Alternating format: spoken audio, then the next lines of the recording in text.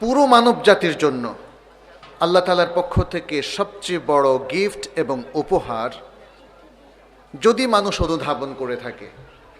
আজকে শরিয়ার খুব সংক্ষিপ্ত কিছু বিশ্লেষণ আপনাদের সামনে আমি তুলে ধরব, এর কিছু পরিচয় এবং পাশাপাশি বৈশিষ্ট্য ও কিছু নীতিমালা। খুব স্বল্প সময়ে বিস্তারিত ব্যাখ্যার দিকে আমরা যাব না। আমরা চাইব যে শরিয়ার আমরা ফলোয়ার, অনুসারী, যেই শরিয়া মুহাম্মদ সাল্লাল্লাহু আলাইহি ওয়াসাল্লাম নিয়ে এসেছেন কিয়ামত পর্যন্ত আগত সকল মানব গোষ্ঠীর জন্যে, সেটি যে কত সুন্দর, তার বৈশিষ্ট্যগুলো যে কত ইফেক্টিভ, সেটি যে মানবের জন্য কত উপকারী, সে বিষয়টা তুলে ধরতে। কারণ আজকের মুসলিমদের দিকে যদি আমরা তাকাই, আমরা লক্ষ্য করি খুব গভীর বেদনার সাথে যে এত বড় একটা উপহার বোধহয় তারা উপলব্ধি করতে পারছে না। যদি পারত তাহলে এই শরিয়াকে তারা উপেক্ষা করত না। শরিয়াকে আমরা জীবনের ওতপ্রোতভাবে জড়িত সঙ্গী হিসাবে তৈরি করতে পারিনি। আপনি আমাদের মুসলিমদের ব্যক্তিগত জীবন, পারিবারিক এবং সমাজের দিকে যদি তাকান, দেখবেন যে সেখানে প্রতিনিয়ত শরিয়া লঙ্ঘন হচ্ছে। প্রতিনিয়ত মানুষ শরিয়ার এই সুন্দর পথ থেকে বিচ্যুত হচ্ছে, বিভ্রান্ত হচ্ছে, এবং মানুষের জন্য যা ক্ষতিকর, সমাজের জন্য যা অহিতকর, কিংবা যা মানুষের জন্য অমঙ্গলকর, সেটিরই একটা ঘনঘটা আমরা দেখি, সেটিরই একটা সমারোহ আমরা দেখি, যেটা আমাদের কাছে প্রমাণ করে যে শরিয়ার এসেন্স, এর বিউটি আমরা আসলে অবহিত নই।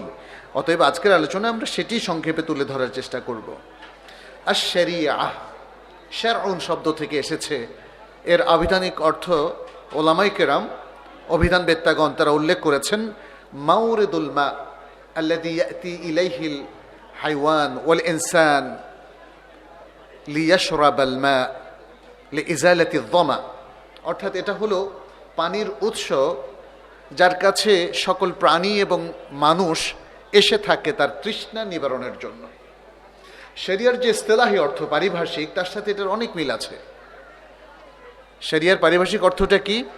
সেটি হচ্ছে যা আল্লাহ সুবহানাহু ওয়া তাআলা তার নবী মুহাম্মদ সাল্লাল্লাহু আলাইহি ওয়াসাল্লামের উপর নাজিল করেছেন, চাই সেটা আকীদা অথবা ব্যবহারিক আহকাম, বিধিবিধানের সাথে সংশ্লিষ্ট হোক না কেন।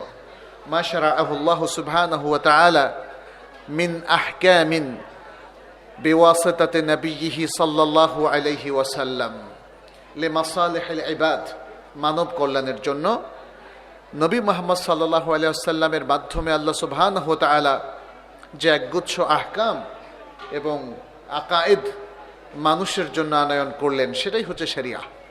তাহলে শরিয়াটা আলাদা কিছু না, এটা হলো ঈমান এবং আকীদা। চারটা জিনিস মনে রাখবেন, চারটা জিনিস আমি বলছি। এক, ঈমান এবং আকীদা। দুই, ইবাদাত। তিন, আখলাক। চার হলো মুআমালাত। মুআমালাতের যে হালাল হারামের বিধান, সেটা। তাহলে এখানে চারটা জিনিস আপনাকে খুব স্পষ্টভাবে শরিয়ার অংশ হিসাবে শিখতে হবে, জানতে হবে এবং মানতে হবে। শরিয়া শুধু আপনাকে পড়ার জন্য আর জানার জন্য দেওয়া হয়নি। জানা এবং বোঝার পাশাপাশি কি করতে হবে? মানতে হবে। কয়টা জিনিস বললাম? চারটা। এক নাম্বার কি? ঈমান এবং আকীদা। মানুষের মনোজগতের যত প্রবলেম আছে সব কিছু আপনাকে বিশুদ্ধ করে ফেলতে হবে, সংশোধন করে ফেলতে হবে। আল্লাহ তাআলা আমাদেরকে ঈমানের অনেকগুলো রোকন দিয়েছেন এবং সেটাই হচ্ছে আকীদার এরিয়া। তিনি তার নিজের সম্পর্কে অনেক তথ্য দিয়েছেন, এগুলো আমাদেরকে জানতে হবে এবং বিশ্বাস করতে হবে। তিনি তার মালাইকা এবং ফেরেশতাদের সম্পর্কে অনেক তথ্য দিয়েছেন, সেই মালাইকাদের প্রতিও আমাদের ঈমান আনতে হবে এবং এই ইনফরমেশনগুলোকে সত্য তথ্য হিসাবে গ্রহণ করতে হবে। তিনি যুগে যুগে বিভিন্ন নবী এবং রাসূলের উপর অনেক কিতাব, সাহিফা নাজিল করেছেন। সেগুলো যে আল্লাহর নাজিলকৃত সাহিফা এবং কিতাব, সেই বিশ্বাস রাখতে হবে এবং এই বিশ্বাসও রাখতে হবে সর্বশেষ কিতাব হচ্ছে কি? আল কোরআন। আল কোরআন মানব জাতির জন্য আল্লাহর নাজিলকৃত সর্বশেষ কিতাব, যালিকাল কিতাবু লা রাইবা ফীহ, এমন গ্রন্থ যাতে কোনো সন্দেহ নেই, এবং সেটি হচ্ছে মানব জাতির মহাসংবিধান। সে এটাকেই কিয়ামত পর্যন্ত মেনে চলবে। এবং এর সাথে আল্লাহ সুবহানাহু ওয়া তাআলা আরও যেটি দিয়েছেন as-সুন্নাহ, কি দিয়েছেন? as-সুন্নাহ আল হাদিস, সেটিও এর ব্যাখ্যা হিসাবে গ্রহণ করে সে সেটাকে মানবে। এরপরে নবী রাসূলদেরকে তিনি যে পাঠিয়েছেন সেই বিশ্বাসটা রাখতে হবে, সকল নবীদের প্রতি বিশ্বাস রাখতে হবে, কাউকে অবজ্ঞা করা যাবে না। তবে শেষ নবী মুহাম্মদ সাল্লাল্লাহু আলাইহি সাল্লাম তিনি হচ্ছেন আল্লাহর সর্বশেষ নবী ও রাসূল, যার উপর এই শরীয়তটা নাজিল হয়েছে। অতএব নবী সাল্লাল্লাহু আলাইহি সাল্লামের এই শরীয়তের মাধ্যমে তথা শরীয়তু মুহাম্মাদিন সাল্লাল্লাহু আলাইহি ওয়াসাল্লামের মাধ্যমে পূর্বের সকল বিধানকে, শরিয়াকে এবং কাওয়ায়েদকে অ্যামেন্ড করা হলো, বাতিল করা হলো, রহিত করা হলো। তার মানে এখন তাহলে কোন শরিয়াতকে আপনারা মানবেন? মুহাম্মদ সাল্লাল্লাহু আলাইহি সাল্লামের শরিয়াকে, তথা আশ-শরিয়া আল ইসলামিয়া। আশ-শরিয়া আল ইসলামিয়া, যার সংজ্ঞাটা আমরা দিলাম, খুব সহজ, এটা বুঝার ব্যাপার, মুখস্থ করার কোনো প্রয়োজন নেই। আচ্ছা, তাহলে এই হলো 4টা বিষয় গেল। পঞ্চম বিষয়টা কি? আখিরাত। আখিরাত হবে কি হবে না বলেন? হবে, অবশ্যই হবে। ওয়াবিল আখিরাতি হুম ইউকিনুন, মুমিনরা আখিরাতের প্রতি দৃঢ়, অত্যন্ত শক্তিশালী প্রত্যয় পোষণ করে। আখিরাতে বিশ্বাস আমাদের জন্য অত্যন্ত শক্তিশালী একটা বিষয়, যে সেটা হারাবে সে ঈমান হারা হয়ে যাবে। এবং আসলে আমাদের জনজীবনে আমরা দেখছি মানুষ আখিরাতকে ভুলে থাকছে। সে যে একটু পরে মারা যাবে সেটাকেও সে উপেক্ষা করছে। আখিরাতের সেই কবরের কঠিন জীবনের কথা, আলামুল বারজাখের বিষয়, এবং কিয়ামতে পুনরুত্থান কিংবা হাসরের ময়দানের কঠিন অবস্থা আমরা সবাই ভুলে যাচ্ছি। এবং যে কারণে আজকে জনজীবনে দেখেন মনে হয় যেন আমাদের অধিকাংশ মুসলিম ভাই বোনেরা আল্লাহকে ভুলে গিয়েছে, ইসলামকে ভুলে গিয়েছে, আখিরাতকে ভুলে গিয়েছে। ফলে তারা শয়তান যা বলছে তাই করছে। আল্লাহ আমাদেরকে রক্ষা করুন। আর আরেকটি হলো তাকদীরের প্রতি ভালো মন্দর, তাকদীরের ভালো মন্দের প্রতি ঈমান রাখা। এগুলো হচ্ছে আকীদার এরিয়া। এই জায়গাগুলো যদি একজন মুসলিম হিসাবে আমি এবং আপনি সংশোধন না করি, কোরআন সুন্নাহর আলোকে এটাকে না সাজাই, তাহলে আপনার আমার ঈমান আকীদাটা কমপ্লিট হবে না। তার মানে শরিয়ার মূল জায়গাটাই আমাদের অপূর্ণ থেকে যাবে। ঈমান এবং আকীদা শুদ্ধ না হলে আপনি কিভাবে শরিয়া মানবেন, তাই না? এজন্য শরিয়ার প্রথম সোপান, 1 নম্বর প্রায়োরিটি এবং সবচেয়ে গুরুত্বের জায়গা হচ্ছে ঈমান এবং আকীদা। দ্বিতীয় হচ্ছে ইবাদত। আল্লাহ সুবহানাহু ওয়া তাআলা তিনি আল কোরআনে বলেন, ওয়ামা খালাকতুল জিন্না ওয়াল ইনসা ইল্লা লিয়াবুদুন, জিন এবং ইনসানকে শুধু আমার ইবাদতের জন্য সৃষ্টি করেছে। অতএব ইবাদত অত্যন্ত গুরুত্বপূর্ণ একটা বিষয়। মুসলিম যদি আল্লাহর ইবাদত না করে তাহলে সে মুসলিম হতে পারবে না। ইবাদত করতে হবে, এবং এই ইবাদতটা করতে হবে কিসের ভিত্তিতে? সুন্নাহর ভিত্তিতে, হাদিস সুন্নাহর ভিত্তিতে ইবাদতটা পরিপালন করতে হবে। দুর্ভাগ্যজনক একটি বিষয় হলো আজকে আমাদের মুসলিম সমাজে অনেকে হাদিস এবং সুন্নাহকে অস্বীকার করছে। হাদাহুমুল্লাহ, আর কি বলবো তাদের ব্যাপারে। আল্লাহ তাদেরকে হেদায়েত করুন, সবাই আমিন বলেন। আল্লাহ এই বিভ্রান্ত লোকগুলোকে হেদায়েত করুন যারা সুন্নাহকে অস্বীকার করছে কিংবা হাদিসকে যারা অস্বীকার করছে। কোরআন পরিপালন করা, সুন্নাহ এবং হাদিস অস্বীকার, হাদিস মানা ছাড়া এটা সম্ভব নয়। যারা হাদিসকে অস্বীকার করেন, সুন্নাহকে অস্বীকার করেন, তারা মূলত কোরআনকেও অস্বীকার করেন বাধ্যতামূলকভাবে। কারণ এই যে ইবাদতের কথা বললাম, সুন্নাহ এবং হাদিসের আলোকে ইবাদত পরিপালন করা ছাড়া আসলে কোরআনের এই নির্দেশগুলো কখনোই পরিপালন করা সম্ভব নয়। ও আকিমুসসালাহ ও আয়াতুজ যাকাহ, তাই না? এভাবে আরও অন্যান্য যে বিধিবিধানগুলো আছে, কোরআন শুধু ইজমালিভাবে আপনাকে আমাকে হুকুম দিয়েই তার কথাটা শেষ করেছে। কারণ যে আল্লাহ আল কোরআনে বিধানটা জারি করলেন, তিনি তো রাসূল সাল্লাল্লাহু আলাইহি সাল্লামকে অ্যাসাইন করলেন বিআসাত দিয়ে, নবুয়ত দিয়ে, যেন তিনি যেই কোরআনটা নাজিল হয়েছে সেই কোরআনটাকে তার কাউল, আমাল এবং তাকরির দিয়ে মানুষকে ব্যাখ্যা করে দেন। এটি আল্লাহ তাআলা কোরআনে উল্লেখ করে দিয়েছেন, যেন তুমি তাদের উপর যে আযিকির নাজিল হয়েছে তা তাদের জন্য বর্ণনা করে দাও। কিসের মাধ্যমে বর্ণনা? কথার মাধ্যমে, ফিল বা কর্মের মাধ্যমে, তাকরির বা মৌন সম্মতির মাধ্যমে। ফলে এই যে ইবাদতের কথা বললাম, যেটা শরিয়ার দ্বিতীয় গুরুত্বপূর্ণ বিষয়, সেটি আপনি কোরআন এবং পাশাপাশি সুন্নাহর আলোকেই পরিপালন করতে হবে। ইবাদত কবুল হওয়ার জন্য আমরা জানি প্রধানত কয়টা শর্ত?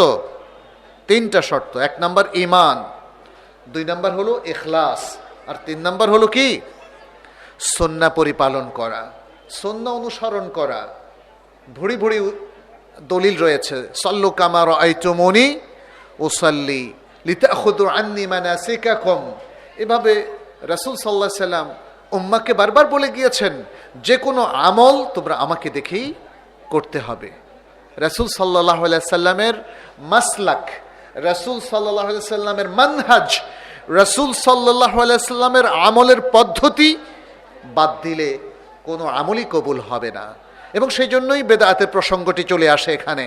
রাসূল সাল্লাল্লাহু আলাইহি সাল্লাম উম্মাহকে, গোটা উম্মাহকে এবং গোটা মানব জাতিকে বেদাত সম্পর্কে সতর্ক করেছেন। বলেছেন, ইয়াকুম ওয়া মুহদাসাতিল উমুর ফাইন্না কুল্লা মুহদাসাতিন বিদআহ ওয়া কুল্লা বিদআতিন দালালাহ ওয়া কুল্লা দালালাতিন ফিন্নার। সাবধান তোমরা, দ্বীনের মধ্যে নতুন নতুন উদ্ভাবিত বিষয়গুলো থেকে তোমরা দূরে থাকবে, সেগুলোকে বর্জন করবে।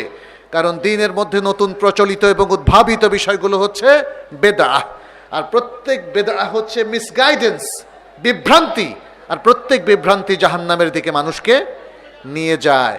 অতএব যখনই ইবাদতের প্রশ্ন আসবে খুবই সতর্ক থাকতে হবে, এমনভাবে যেন আমরা ইবাদত করি যেন আমার ইবাদতটা বেদাতে কনভার্ট না হয়, বেদাতে পরিণত না হয়, এবং যেন আমার আপনার ইবাদতটা আল্লাহর কাছে কাবুল হয়। তৃতীয় বিষয়টা আমরা বলেছি আখলাক, আখলাক এবং আখলাক। রাসূলুল্লাহ সাল্লাল্লাহু আলাইহি সাল্লাম আখলাক নিয়ে এত বেশি মাওয়াইজ এবং উপদেশ উম্মার উদ্দেশ্যে দিয়েছেন, মনে হচ্ছে যে আখলাকের চাইতে গুরুত্বপূর্ণ আর কিছুই নাই। তিনি বলেছেন যে কিয়ামতের দিন সবচেয়ে ভারী হবে মিজানের মধ্যে আখলাক, এবং তিনি বলেছেন তোমাদের মধ্যে সবচেয়ে উত্তম ব্যক্তি যার আখলাক সবচেয়ে ভালো। আজকের মুসলিমরা এটা ভুলে গিয়েছে। আমরা অনেকেই সালাত পড়ি, আমরা অনেকেই সহি আকীদা পোষণ করি, কিন্তু যখন আখলাক দেখানোর প্রশ্ন আসে আমরা ভুলে যাই। আমরা জেদ করি, আমরা অন্যায় করি, আমরা বদমেজাজি হই, এবং আমরা অনেক সময় অনেক ভুল কাজ করে ফেলি। সেখানে আমাদের আখলাক ব্যাহত হয়, আখলাককে আমরা লঙ্ঘন করি। প্রিয় ভাইরা, আপনি যদি সিরিয়াস হন আকীদার ব্যাপারে, কারণ আকীদার বিষয়গুলো কে নাজিল করেছেন?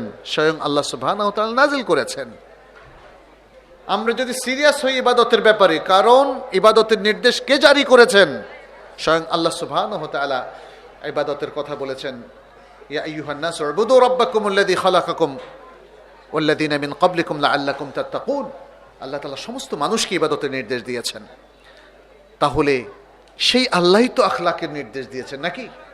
সেই আল্লাহই রাসূল সাল্লাল্লাহু আলাইহি সাল্লামকে আখলাকের উপর প্রতিষ্ঠিত করে একটা তাজা রোল মডেল হিসেবে বিশ্ববাসীর সামনে পেশ করলেন।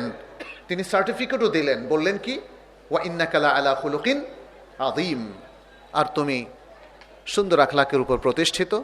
এবং তারপরে তিনি বলে দিলেন, লাকাদ কানা লাকুম ফি রাসূলিল্লাহি উসওয়াতুন হাসানাহ, নিশ্চয়ই রাসূলুল্লাহর মধ্যে তোমাদের জন্য রয়েছে উত্তম আদর্শ। রাসূল সাল্লাল্লাহু আলাইহি সাল্লামকে রোল মডেল করার জন্য তার সার্টিফিকেটটা দরকার ছিল, এবং রাসূল সাল্লাল্লাহু আলাইহি সাল্লামের এই সার্টিফিকেটটা স্বয়ং শুধু আল্লাহ দেননি, পৃথিবীর মানুষ দিয়েছে, যিনি তাকে খুব ক্লোজলি জানতেন। কে তিনি? আয়েশা রাদিয়াল্লাহু তাআলা আনহা, তার স্ত্রী। তিনিও বলেছেন, কানা খুলুকুহু আল কোরআন।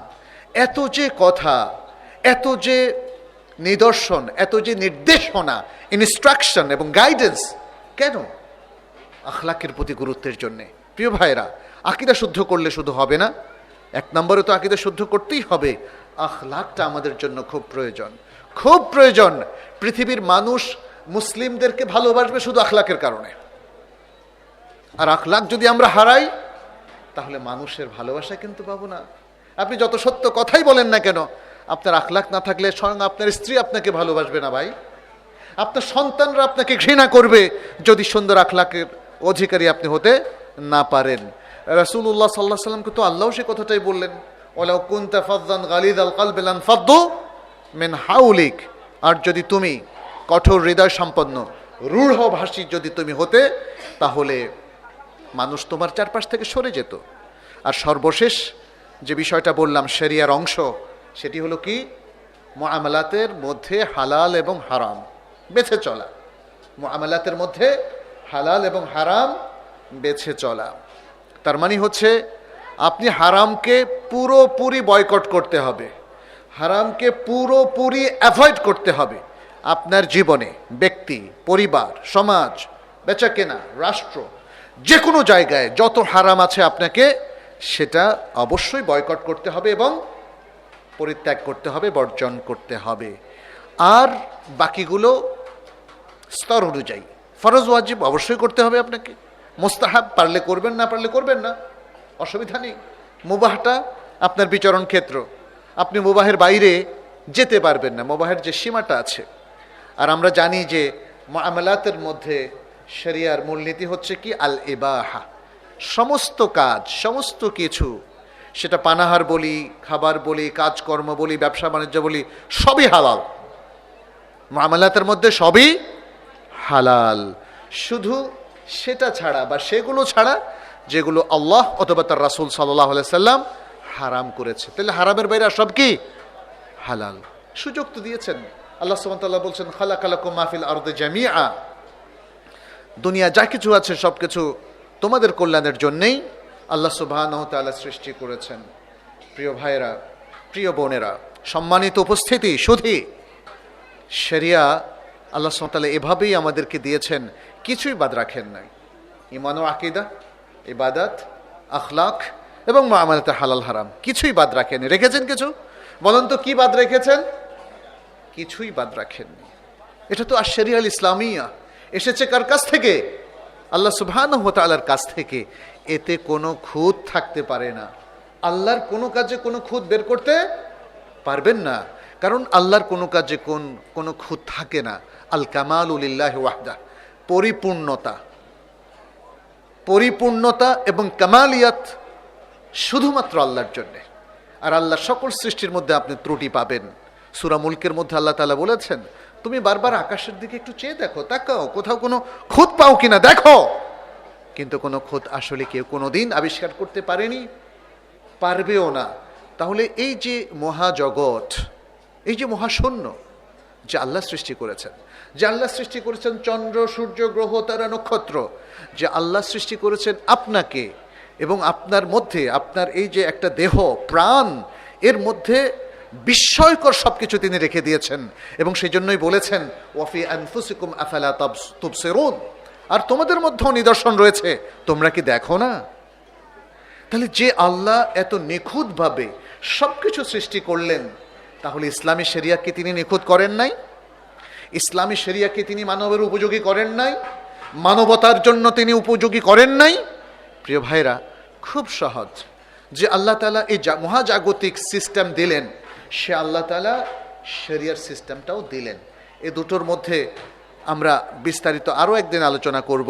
এখন একটু শরিয়ার মধ্যে যে বিউটিটা তিনি দিয়েছেন, সৌন্দর্যতা দিয়েছেন, যেটা শরিয়ার বৈশিষ্ট্য, যে বৈশিষ্ট্য পৃথিবীর আর কোনো ধর্মে পাবেন না, আর কোনো মতবাদে পাবেন না, আর কোনো সিস্টেমে পাবেন না, সেটা নিয়ে একটু আলোচনা করি খুব সংক্ষেপে।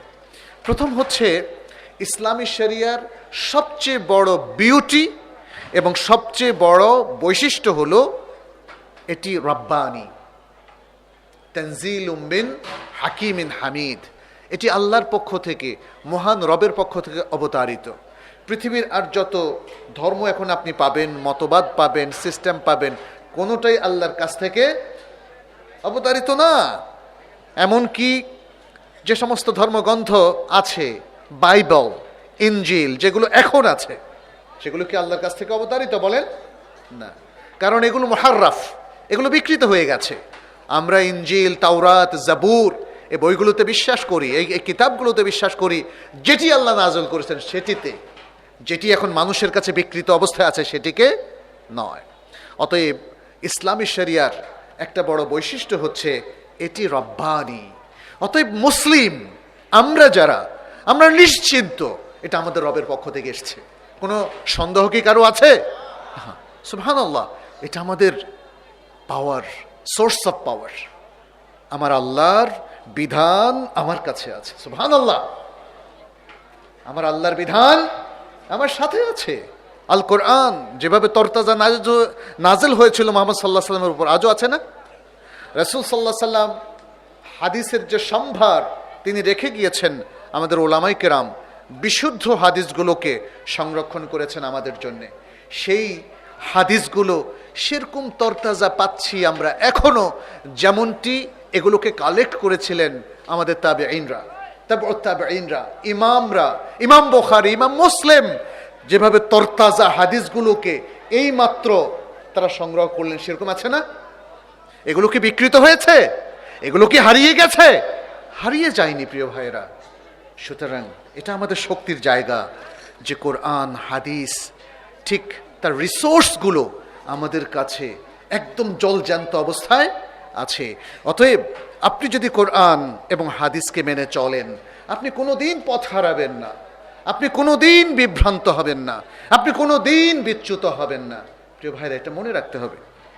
আচ্ছা, দ্বিতীয় হচ্ছে আল্লাহ সুবহানাহু ওয়া তাআলা তার পক্ষ থেকে অবতারিত এই ওহীকে হেফাজতের দায়িত্ব নিজ হাতে, নিজ সত্তার কাছে তুলে নিয়েছেন। ইন্না নাহনু নাযালনা যিকরা ওয়া ইন্না লাহু লাহাফিযুন। নিশ্চয় আমরা আয-যিকর তথা আল কোরআন এবং আশ-শরিয়া নাজিল করেছি। এখানে কেউ কেউ বলেছেন আয-যিকর মানে আল কোরআন, কেউ কেউ বলেছেন আয-যিকর মানে আশ-শরিয়া। আর শরিয়ার মধ্যে দুটো মাসদার রিসোর্স আছে, একটা হলো কোরআন আর একটা হলো সুন্নাহ। আল্লাহ তাআলা বলছেন যে তিনি কোরআনকে এবং সুন্নাহকে তথা কোরআন সুন্নাহ ভিত্তিক শরিয়াকে তিনি হেফাজত করেছেন। সুবহানাল্লাহ, সুবহানাল্লাহ বলবেন না? পৃথিবীর আর কোন জিনিস মাহফুজ অবস্থায়, সংরক্ষিত অবস্থায় আছেন? কোনো ভাষাও তো সংরক্ষিত অবস্থায় নেই। আপনি দেখেন 400 বছর আগের বাংলা কেমন ছিল আর এখন কেমন, 400 বছর আগে ইংরেজি ভাষাটা কেমন ছিল আর এখন কেমন। কিন্তু কোরআনের ভাষাটা আগে যেমন ছিল এখনো তেমন আছে না? বিশুদ্ধ আরবি কোনো চেঞ্জ নাই। সুবহানাল্লাহ, সুবহানাল্লাহ। ঠিক তেমনি চেঞ্জ নেই কোরআনের কোনো ভাষ্যের মধ্যে, চেঞ্জ নেই সহিহ হাদিসগুলোর মধ্যে। সেটি তেমনই অবিকৃত অবস্থায় আছে যেমনটি মুসলিম উম্মার কাছে প্রথম এসেছিল। কারণ আল্লাহ সুবহানাহু ওয়া তাআলা তিনি নিজে হেফাজতের দায়িত্ব নিয়েছেন এবং তিনি হেফাজত করেছেন। যথার্থভাবে এটা সংরক্ষিত আছে, কিয়ামত পর্যন্ত থাকবে। যত ষড়যন্ত্রকারীরাই ষড়যন্ত্র করুক, যত মানুষই এটাকে উৎপাটন করতে চাক, কিন্তু আল্লাহর বিধানকে, আল্লাহর কোরআনকে, রাসূলুল্লাহ সাল্লাল্লাহু আলাইহি ওয়াসাল্লামের সুন্নাহকে কেউ এটা দুনিয়া থেকে বিদায় দিতে পারবে না, মিটিয়ে ফেলতে পারবে না। তৃতীয় যে বৈশিষ্ট্য সেটি হচ্ছে শরিয়ার স্থায়িত্ব।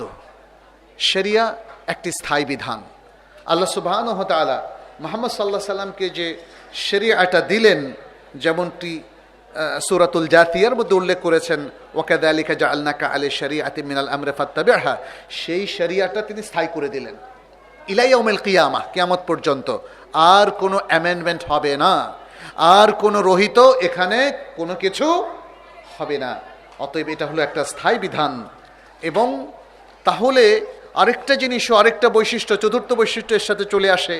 তাহলে সব যুগের এবং সব স্থানের সাথে উপযোগী করে তিনি এই শরিয়াটা দিয়েছেন। ফলে এমন বলা যাবে না যে 100 বছর পরে এটা অচল, এমনও বলা যাবে না যেটা আগে চলতো এখন চলবে না। বরং এটা হলো ইসলামী শরিয়ার বৈশিষ্ট্য যে এটা রাসূল সাল্লাল্লাহু আলাইহি সাল্লামের উপর যখন নাজিল হলো তখন থেকে নিয়ে প্রতিটা মাসে, প্রতিটা বছরে, প্রতিটা শতাব্দীতে, প্রতিটা দশকে এবং কিয়ামত পর্যন্ত সব সময়ের জন্য এটি উপযোগী এবং প্রতিটা স্থানের জন্য এটা উপযোগী। কেউ বলবেন না যে এটা শুধু মক্কা মদিনার জন্য উপযোগী, আমাদের বাংলাদেশের জন্য উপযোগী না, নাকি? এটা কি বলা যাবে? এটা ইউরোপ আমেরিকার জন্য উপযোগী না। ইউরোপ আমেরিকার অতি বুদ্ধিমান মানুষগুলো তারা মনে করে যে না, আমাদের কোরআনের দরকার নাই, হাদিসের দরকার নাই। ফলে অধিকাংশ মানুষ এখন কোরআন হাদিসের অনুশাসন থেকে বাইরে। তবে যারাই কোরআন হাদিস নিয়ে গবেষণা করে, আপনারা লক্ষ্য করবেন ইউরোপ এবং আমেরিকাতে তারা কিন্তু ইসলাম গ্রহণ করে ফেলছে। ওখানে স্ট্রিট দাওয়া বলে একটা কথা আছে। আপনি একজন ব্যক্তিকে বুঝাচ্ছেন, সে বুঝতে বুঝতে বলল, ইয়াস, ওকে, আই বিলিভ নাও ইন আল্লাহ। হ্যাঁ, এটা তো মহাসত্য। দেখেন, মানুষ যত আলোকিত হয় অনেক সময় সে আলোটা খুব দ্রুত ক্যাচ করতে পারে। এই জন্য ইউরোপ আমেরিকার মানুষ সেখানে ব্যাপক হারে ইসলাম গ্রহণ করছে, যদিও অধিকাংশ মানুষ এখনো দূরে, এটা সত্য।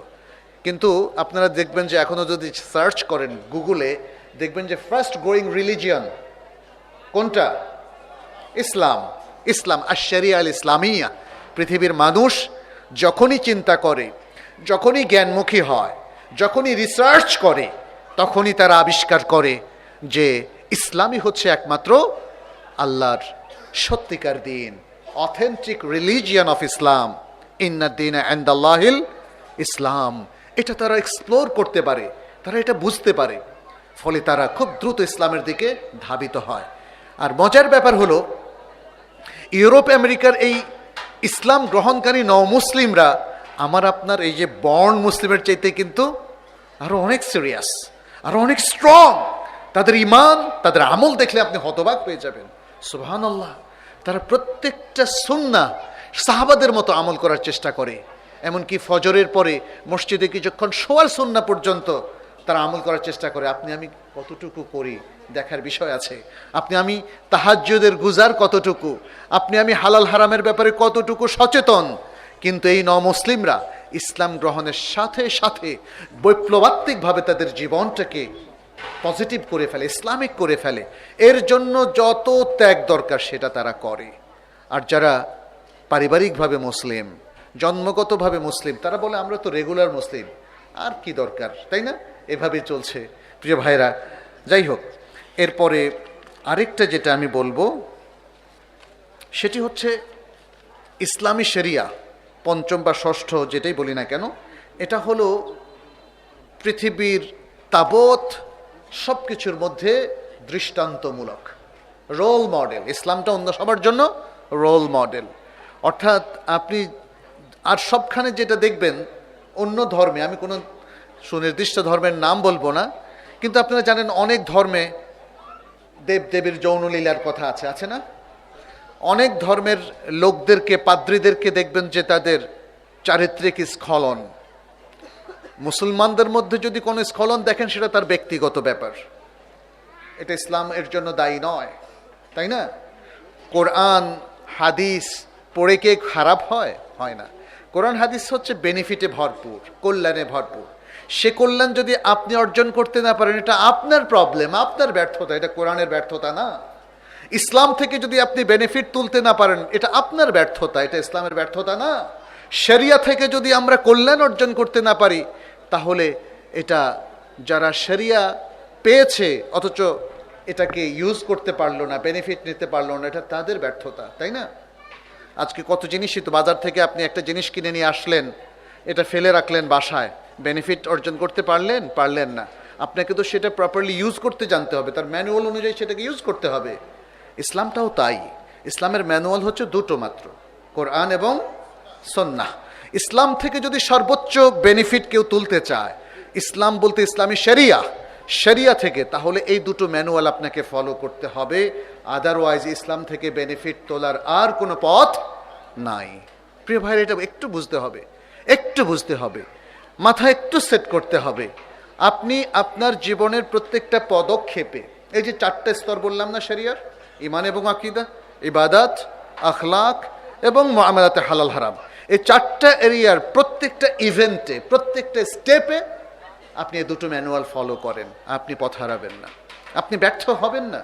অবশ্যই আপনি আল্লাহর প্রিয় বান্দা হবেন যদি আপনারা এই ম্যানুয়াল, শরিয়ার এই দুটো ম্যানুয়াল ফলো করেন। আসলে ম্যানুয়াল মূলত একটাই, সেটা হলো ওয়াহি। ওহির প্রথম ভার্সনটা হলো কি? কোরআন। আর সেকেন্ড, কোরআনের ব্যাখ্যাটা হলো সুন্নাহ, ব্যাস। সুতরাং ম্যানুয়াল মূলত একটা হলো সংক্ষিপ্ত, আরেকটা হলো বিস্তারিত, এবং এটি বাস্তব ভিত্তিক। এটা শরিয়ার আরেকটা বৈশিষ্ট্য, এটি হলো বাস্তব ভিত্তিক, ফলে বাস্তবতার সাথে মিলে যায়। আপনি কোরআন সুন্নাহকে দেখেন, যে কোনো জায়গায় ফিট করতে পারছেন, যে কোনো উদ্ভূত পরিস্থিতিতে সমাধান বের করতে পারছেন। যদি অবাস্তব হতো তাহলে সমাধান আমরা বের করতে পারতাম না। আরেকটি বিষয় হচ্ছে, সব কিছুর মধ্যে এটা মধ্যম পন্থাবলম্বী। এই জন্য আল্লাহ তাআলা এই কোরআনকে, সুন্নাহকে যারা ফলো করে তাদেরকে বলছেন উম্মাতান ওয়াসাতা, ওয়া কাযালিকা জাআলনাকুম উম্মাতান ওয়াসাতা। অনুরূপভাবে তোমাদেরকে মধ্যম পন্থাবলম্বী উম্মাহ হিসাবে আমরা তৈরি করে দিয়েছি, কারণ আপনারা কোরআন এবং সুন্নাহকে ফলো করেন। এটাও হচ্ছে ব্যালেন্সড। মধ্যম পন্থাবলম্বী সবসময় ব্যালেন্স। ইফরাত, বাড়াবাড়ি, তাফরিত, ঘাটতি, কোনোটার দিকে মুসলিম যায় না, এবং কোরআনও যায় না, সুন্নাহও যায় না। অতি বাড়াবাড়িও নয়, আবার ঘাটতিও নয়। আপনি এমন সালাত পড়লেন যে দুনিয়ার কোনো কাজ ভুলে গেলেন, রাসূল সাল্লাল্লাহু আলাইহি ওয়াসাল্লাম নিষেধ করেছেন না এটা? আপনি সারা দিন রাত, মানে দিনের পর দিন শুধু সিয়াম পালন করেন, ভাঙেন না, রাসূল সাল্লাল্লাহু আলাইহি ওয়াসাল্লাম নিষেধ করেছে না? এটাকে বলা হয় আত-তানাত্তুর। রাসূল সাল্লাল্লাহু আলাইহি ওয়াসাল্লাম নিষেধ করেছেন তানাত্তুর থেকে, অতি মাত্রায় ইবাদত পালন করা থেকে নিষেধ করেছেন, ব্যালেন্স রক্ষা করতে বলেছেন। আবার একদল মানুষ কি করে, সালাত পড়ে না ঠিক মতো, আবার কি রোজা রাখে না ঠিক মতো, সিয়াম রাখে না, নিষেধ করেছেন না রাসূল সাল্লাল্লাহু আলাইহি ওয়াসাল্লাম? তিনি কি বলেন নাই, কঠিন কথা বলেন নাই? আল আহাদুল্লাযী বাইনানা ওয়া বাইনাহুমা আস-সালাহ ফামান তারাকাহা ফাকাদ কাফারা। তাদের এবং আমাদের মধ্যে, অর্থাৎ অমুসলিম এবং মুসলিমদের মধ্যে পার্থক্য হচ্ছে সালাত। যে সালাত তরক করলো সে কুফরি করলো। তাহলে দেখেন, সব কিছুর মধ্যে ইসলামই হচ্ছে ব্যালেন্স, কোরআন হচ্ছে ব্যালেন্স, হাদিস হচ্ছে ব্যালেন্স, ইসলামী শরিয়া হচ্ছে ব্যালেন্স। এটা কোনো একটা প্রান্তিক সীমানার দিকে আমাদেরকে টেনে নেয় না, এটা সবসময় ওয়াসাত, মাঝখানে আমাদেরকে রাখে। আর মাঝখানটাই হলো আস-সিরাতাল মুস্তাকিম, আস-সিরাতাল মুস্তাকিম। ফলে এই যে সুন্দর সুন্দর বৈশিষ্ট্য, সেটি আমরা এখানে পাচ্ছি। দু একটা কায়দা বলে শেষ করছি। মূলনীতি তো অনেক, কয়টা বলবো আমরা, তাই না? অনেক মূলনীতি, শুধু কয়েকটা বলি। দুটো মূলনীতি বলে শেষ করব। একটা হচ্ছে ইবাদতের মধ্যে মূলনীতিটা কি, ইবাদত এবং আকীদা, আর আরেকটা হচ্ছে মুআমালাতের মূলনীতিটা কি। ইবাদত এবং আকীদার ক্ষেত্রে মূলনীতি হচ্ছে আল্লাহ এবং তার রাসূল যা সাব্যস্ত করেছেন তার বাইরে কিছুই সাব্যস্ত না করা। বুঝতে পেরেছেন কিনা? উদাহরণ দেই ছোট্ট আকারে।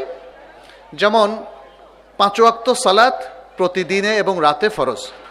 আপনার কি অধিকার আছে যে সবাই মিলে সলা পরামর্শ করি যে আজকে তো আমাদের সময় আছে, তাহলে আজকে ষষ্ঠ আরেকটা ওয়াক্ত চালু করি? পারবেন? পৃথিবীর কোনো মানুষের সাধ্য আছে? তাদেরকে কি সে অনুমতি দেওয়া হয়েছে? হয়নি। আল্লাহর যে নামগুলো আছে কোরআনে এবং সুন্নায় পেয়েছি আমরা, সেটা অবশ্যই 99 নামেরও আরও অনেক সংখ্যক বেশি নাম। এই নামগুলোর অতিরিক্ত আপনি যদি বলেন আল্লাহকে আদর করে আরেকটা নাম দেব, পারবেন? হ্যাঁ, যদিও আমাদের উপমহাদেশের মানুষ খোদা দিয়েছে, সেটা তো হয়তো তাদের কি উদ্দেশ্যে দিয়েছে আল্লাহু আলাম, এটা ফার্সি ভাষা থেকে এসেছে। যিনি নিজে নিজে এসেছেন এরকম একটা জিনিস থেকে তারা নাম দিয়েছে খোদা। কিন্তু খোদা কি আল্লাহর নাম? এটা কি আল্লাহর নাম হিসাবে স্বীকৃতি পাবে? পাবে না। তাহলে ঈমান এবং আকীদার ক্ষেত্রে মূলনীতি হচ্ছে আল্লাহ এবং তার রাসূল যা সাব্যস্ত করছেন তার অতিরিক্ত কোনো কিছু সাব্যস্ত না করা। অতিরিক্ত সাব্যস্ত করলে সেটা কি হবে? বেদাত হবে, আকীদার বেদাত হবে অথবা ইবাদতের বেদাত হবে, এবং এই অতিরিক্ত সাব্যস্ত করাটা পাপ হবে, আপনাকে জাহান্নামের দিকে নিয়ে যাবে। মুআমালাতের মধ্যে শেষ কায়দাটা বলে আমি আমার আলোচনা শেষ করব। সেটা হচ্ছে আল আসলু ফিল আশিয়াই আও ফিল মুআমালাতি আল ইবাহা। মুআমালাতের মধ্যে মূলনীতি হচ্ছে ইবাহা, সব জায়েজ, ইল্লা মা হাররামাহুল্লাহু ওয়া রাসূলুহু সাল্লাল্লাহু আলাইহি ওয়াসাল্লাম। আল্লাহ এবং তার রাসূল সাল্লাল্লাহু আলাইহি ওয়াসাল্লাম যা হারাম করেছেন এর বাইরে আর সব কিছু কি হালাল এবং মুবাহ। অতএব জীবনটা কিন্তু কঠিন করে দেওয়া হয় নাই, ইবাদতকে লিমিটেড করে দেওয়া হয়েছে, রেস্ট্রিকশন আরোপ করা হয়েছে যেন প্রত্যেক মানুষ নতুন নতুন ইবাদত করে এসে আমাকে আপনাকে আবার ব্যস্ত করে না ফেলে। আল্লাহ নিজের হাতে ইবাদতের মূল সাব্যস্ত করার নিয়ন্ত্রণটা রেখেছেন। তা না হলে হঠাৎ করে যদি আরেকজন এসে বলে ভাই আপনাদের উপর এখন 50 ওয়াক্ত আবার ফরজ করে দেওয়া হলো, কি অবস্থা হবে বলেন তো? এটা আল্লাহর হাতে রেখেছেন আল্লাহ। আর মুআমালাতের ক্ষেত্রে সহজ, আপনি এটা করতে চান, ওখানে বেড়াতে যেতে চান, এভাবে বাড়ি করতে চান, সব জায়েজ। This is the beauty of শরিয়া, বিউটিফুল অ্যাপ্রোচ অফ শরিয়া। কি বলেন, ঠিক কিনা? সুতরাং আসুন এই শরিয়ার কাছেই আমরা আত্মসমর্পণ করি। মূলত শরিয়াকে অনুসরণ করা মানে হচ্ছে আল্লাহর কাছে আত্মসমর্পণ করা, এই ঘোষণা দেওয়া যে আমরা আল্লাহর অনুগত বান্দা। আল্লাহর অনুগত বান্দা হওয়ার মধ্যেই আমাদের সাফল্য, আমাদের দুনিয়া এবং আখেরাতের কল্যাণ। আল্লাহ যেন আমাদেরকে সেই কল্যাণ দান করেন, আল্লাহ যেন আমাদের জীবনে বারাকা দান করেন, আল্লাহ যেন ইসলামী শরিয়ার জ্ঞানকে সঠিকভাবে অর্জনের তৌফিক দান করেন এবং সেই শরিয়া আমরা আমাদের জীবনের সর্বক্ষেত্রে ফলো করার তৌফিক আল্লাহ যেন দান করেন। আল্লাহ যেন এই আয়োজনকেও কবুল করেন। আপনারা যারা এখানে এসেছেন, আল্লাহ যেন আপনাদের জীবনে, আপনাদের পরিবার পরিজন এবং আপনাদের হালাল ইনকামে আল্লাহ বারাকা দেন। আল্লাহর কাছে আমি কায়মনোবাক্যে সে দোয়া করছি। হাদা সাল্লাল্লাহু সাল্লাম আলা নবিয়িনা মুহাম্মদ ওয়া আলা আলিহি ওয়া আসহাবিহি আজমাইন। সুবহানাকাল্লাহুম্মা ওয়া বিহামদিক আশহাদু আল্লা ইলাহা ইল্লা আনত আস্তাগফিরুকা ওয়া আতুবু ইলাইক। ওয়াসসালামু আলাইকুম ওয়া রাহমাতুল্লাহি ওয়া বারাকাতুহু।